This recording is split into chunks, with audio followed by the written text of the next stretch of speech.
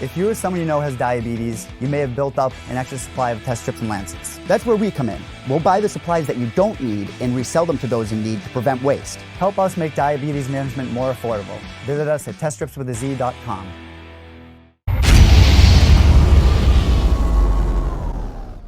All right, we have Derik Scott on the show. He returns to action Friday, November 1st at Shamrock FC 324, taking on Aushton Midkiff. You can watch the action on Fight TV. Derik, how are you, man?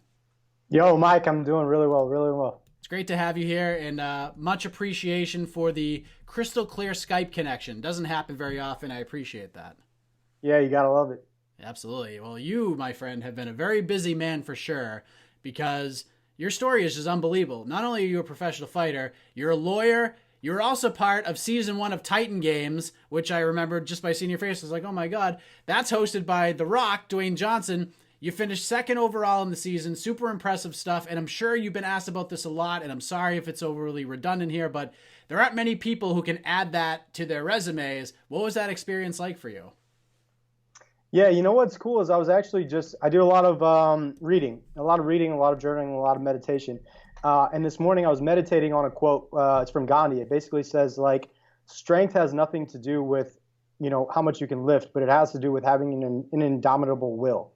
And my experience on the Titan Games was a significant reinforcement of that. I was usually smaller than every single other competitor by a lot, right? If you talk about physical stature. Most of those guys probably had more strength in a lot of different ways than I did.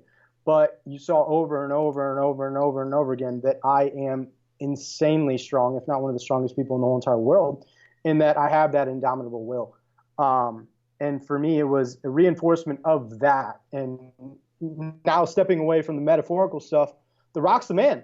He is the king of smack talk. And when you get the king of smack talk to you and you love smack talk, man, that was it. I loved every second of it. And I was blessed in that I went first every night. I competed first. So when you go first, there's little kinks that they got to work out. So oftentimes we'd be on set where they're working out those kinks, and it's just he and I standing there, and we're just two dudes who love to smack talk each other. So I'm sure you can kind of put together what came from that. And it was a blessing. To break down the wall here, I will say this, and my friends from high school will attest to this as well. I was one of the people in the 90s who was a huge pro wrestling guy, and I'm very proud to say this, I was one of the people who had a feeling that The Rock would be this megastar. Like, I went to my Halloween dance in high school my sophomore year as The Rock with the leopard shirt and the chains and the fake sideburns and all that stuff. Like, he was my guy for sure. You talked about the smack talk and everything, but you see him on social media. He's a very motivational guy, very positive, which I love. What was that like, just being around him and just kind of taking in what he brings to the table? I know he's a huge MMA fan as well. Yeah, the Brahma Bull, the people's champ. But here's the thing. At the end of the day, that guy is as genuine and as authentic as they come. So when he talks about blood, sweat, respect, there being no such thing as talent, it's only hard work, right? That couldn't align with who I am as a person more. So being around the biggest Hollywood star in the world and having someone so genuine, so authentic, have that success was just, it pushes you and it motivates you, and, all those other inspirational things that we can talk about. And, it kind of gives you this feeling that anything is possible. And like, our thing is like, be your own superhero. So his is this blood, sweat, respect. That line that he has, it comports so well with who I am, and it just kind of pushes everything together. It was very synergistic. Did you feel like a big jolt in popularity being on that show? Did you see a big following come from that on Instagram and Twitter and social media and stuff? Are you getting recognized more since being on that show? Yeah, you know what? A lot of people will kind of give me a double take and be like, "Oh, you're that guy who did that Titan or the Titan show." And I was like, "Yeah, I did the Titan Games with The Rock." So a lot of that. But you know what? I don't do a lot of I'm not a social media guy really. I put out pictures here and there, but for me, I try and be as authentic as possible. So like, it wasn't a huge jump, but it definitely made a big impact. And it's really funny. The day and age that we live in is still to this day. I just tweeted today. The Rock put out probably about, I don't know, a handful of tweets that tag me in them, and I get likes on those tweets every single day. And we're talking like we're about a year removed from it. And both tweets talk about my grit, my determination, and the one is like, there's nothing like being 1 inch away from the edge and, you know, having that indomitable will to come back. So it's such a really cool reinforcement, that positive reinforcement of who I am as a person. I get to see it every day from him. You know, it's his account, it's tweeted from his account, everybody likes it, it pops up on my thing, and it's like, oh yeah, you know, don't forget who you are. So for me, I don't think anybody else in the world can say that, right? Every single day I get an inspirational message from The Rock that says, don't forget who you are. Where does that authenticity come from? Because especially in this stage, in the social media era that we live in, you know, it's pretty easy to get caught up in that popularity and all of that. It's very easy to get into that rabbit hole and just be the social media guy. You've chosen to take a little bit of a different path when it comes to that, use it more for motivation and the authenticity like you talked about. Where does that all come from?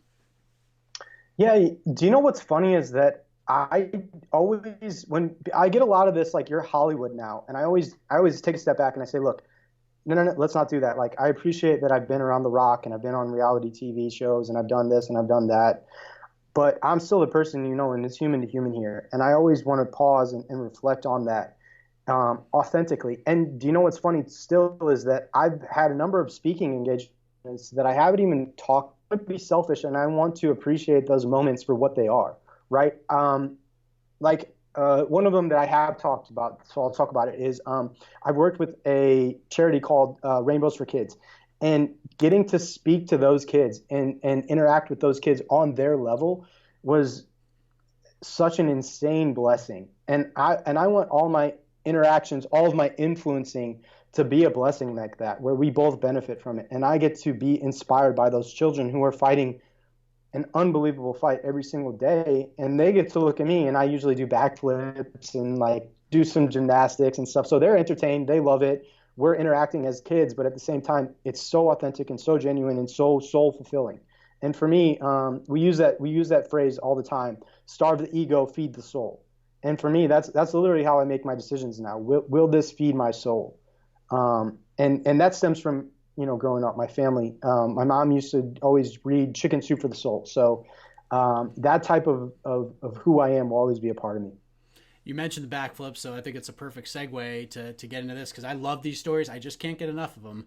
I know you were raised in a gymnastics household. I know that you were a national champion when you were, I believe you were 7 years old when you were a national champion. Like, and then you're a lawyer on top of that. And now you're fighting. Like, you made your amateur debut with Shamrock in 2015. You've been with them for almost your entire career. How did this all happen with all that? Like, how did you find the sport, get into the gym for the first time? What about MMA said, you know what, this is what I want to do? Yeah, I think for me, it was probably in 2013 or 2014, we started this big Be Your Own Superhero campaign. And at that time, I was training other people, right? And I was working as a big law attorney. And when I reflected in the mirror and I started to ask myself, like, what would the superhero of my story do in my shoes? And I had this big desire to go fight, right? Because my brother was fighting at the time, and I was like, man, he's 1 year younger than I am. We're the exact same age, basically, and he's knocking everybody out and putting everybody to sleep. And I was jealous of that. I was like, when I sat and I reflected on that, I was like, look, the superhero of my story would go do those things, right? And look, there's a fight poster right behind me here. This is a law degree right here, right? And there's like awards all over the place now.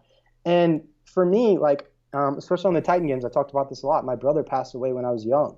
So being my own superhero isn't just a selfish thing for me. It's, I have to live that life as a means to show him how much I appreciated his life, right? So when I was in Texas, when I was working for a big law firm, Fortis MMA was literally, I could throw a baseball to their gym. And I went over there, I started talking to Coach Sayif, and that guy is unbelievable. When you talk about mental skills, that guy, he gets it more than anybody I've ever met in my life. And still to this day, I reflect on things that he said to me in 2014, right? 2013. And I was so blessed to just be around that guy and be around that gym and be around those athletes. Because when I started training MMA, my brother was already kicking butt all over the place. And I was training with Bellator and UFC guys with Coach Sayif. And it was like, and now they're rated the #1 gym in the nation, right? Unfortunately, I don't get to go down to Dallas as much as I'd like to, but his voice is still in my head all the time. And so that's kind of where I am now. It was just this big kind of evolution of always taking that next step of asking myself what the superhero in my story would do at this point. That's amazing. And are you still practicing law today? Yeah. In the state of Missouri, I have my law firm, all that stuff, but I run my own firm now because I don't know if you know too many big law attorneys, but they work like 80-hour weeks and they're stressed and most of them aren't in very good shape. And that wasn't the life that I wanted to live. And it wasn't very soul fulfilling for me. So I had to choose another path. And now I love my clients. My clients and they're like family to me. So the way that I take care of them in my law firm is very soul fulfilling. Yeah, I was going to ask what an average day looks like for you, because, I'm sure being a lawyer, it takes up a lot of your time, but it looks like you've taken a little bit of a different path. You don't want it to consume your entire life. How do you balance everything from being a lawyer, doing things with kids, all the stuff you want to do, and being a professional fighter at the same time? Yeah, so I could talk to you about balance. I'm obsessed with everything that I do. I wake up very early. I usually do some reading, some reflection. I go do networking. I just did a sparring session. Now we're doing this interview right here. I'll go work again, and I will probably do another sparring session tonight, and I'll go until about 9 p.m. So you're talking like anywhere, sometimes 5 a.m. all the way through till 9 p.m. And I'm loving it the whole entire time. And I'm obsessed and I'm extreme. I wake up in the morning and I'm like, okay, what can I do today to be a better version than I was yesterday? And I've been obsessed with that type of behavior, those types of thoughts, since I was like, I think one of the very first books I read on my own was Dale Carnegie's How to Win Friends and Influence People. I think I have all 10, like all of the snippets there are on the bulletin board right behind me. So that kind of gives you an idea of who I am and what type of balance I have in my life. How much do you sleep at night? How important do you value sleep? Because you do a lot of different things. You're up for, 16 hours a day, just getting the grind on and putting in all the work.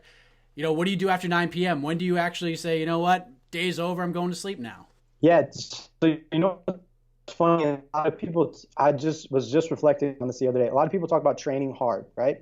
Well, for me, nutrition, sleep, management, lifestyle, all of that is part of training. So for me, I'm extremely regimented in that I have a timer on my phone that goes off every evening, usually around probably about 9 something. I think right now it's set for later in the day because I'm trying to adjust my sleep schedule so I can fight later in the day. But I guard my sleep schedule like crazy. When that timer goes off, I immediately start to wind down. I turn off all my electronics. I shut off all the lights. And I start to kind of let that cortisol and let those hormones kind of start to come down and wind down.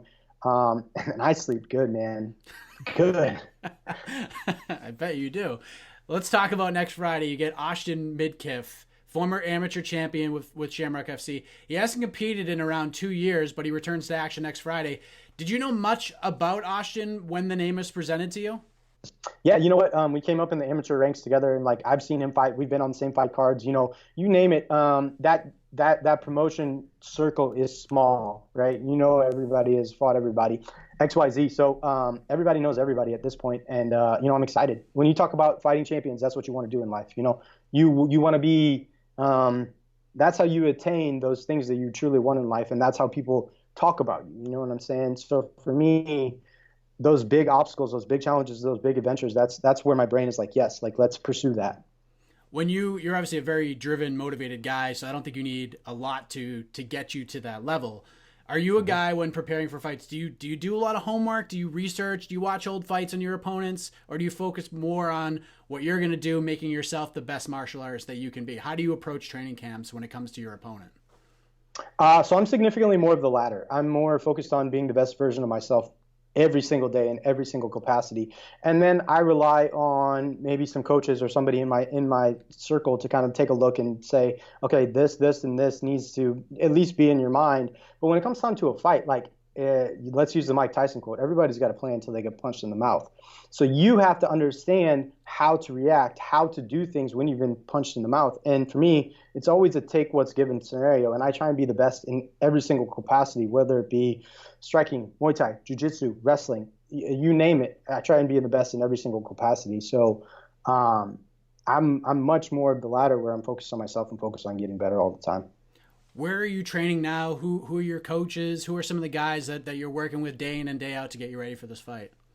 Yeah, so I've been blessed that when I'm out in Santa Monica, California, I've been training at Dynamics MMA, and those guys are unbelievable. And they've been so warm, so welcoming, and just an amazing. And then when I'm back here in St. Louis, I'm kind of all over the place because I have, my brothers are here in St. Louis, and I have so many gyms that where I'm celebrated, and they want me in there, and it's such warm, good feelings to be around there.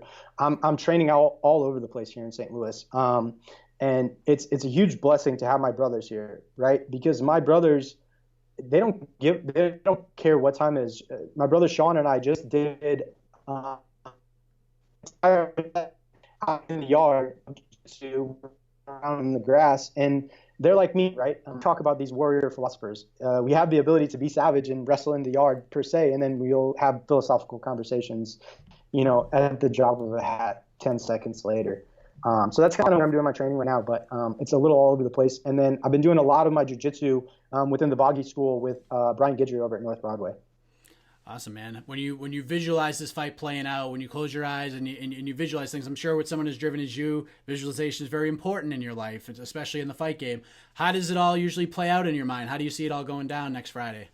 Yeah, what's funny is we do a lot of visualization techniques where you work through and like you see things literally, the sight, the smells, the sounds, and the more crisp you can get that picture, the better. I've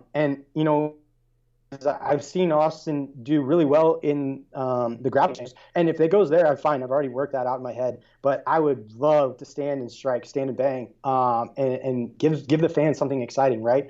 And here's the thing: I've done so many backflips in my mind already, and raised my hands in the air. I was just looking at something this morning, and the quote was, "I don't worry, I win."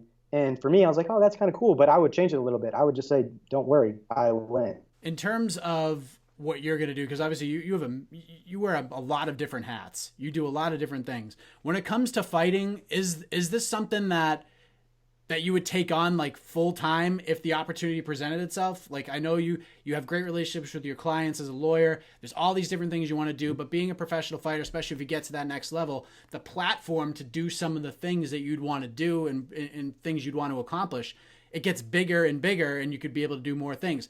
Have you had that conversation within yourself? Yeah, so this is funny because a lot of people will ask you, like, what does perfect look like? So to answer your question, yes, 100% I would go do those things, and I would rise to those challenges, and I would welcome that wholeheartedly. But at the end of the day, I do that full time right now, and I can still do all of these other things, right? So let's take a full time training capacity, right? You're going to have a strength and conditioning session, usually going to be roughly an hour. You're going to have some type of jiu-jitsu, Muay Thai striking, sparring session, usually going to be around an hour. Say you do 3 a day, right? So say you do 3 sessions that day. That still leaves so much time in your week to do all of the other things that are out there. So I don't think those things are mutually exclusive, right? I don't think it's a dichotomy as full-time or not full-time. I think that you can do everything in life. I like the way you approach that. And I'm fired up just listening to you talk right now. The positivity you bring, the motivation you bring to everybody that's watching this right now, it's pretty amazing. And I think the sport needs somebody like you a lot of the times, because a lot of times, especially covering the sport, it can be a very negative cesspoolish type of sport. It's all about the negative stories. And then someone like you comes along and flips it to a positive sense.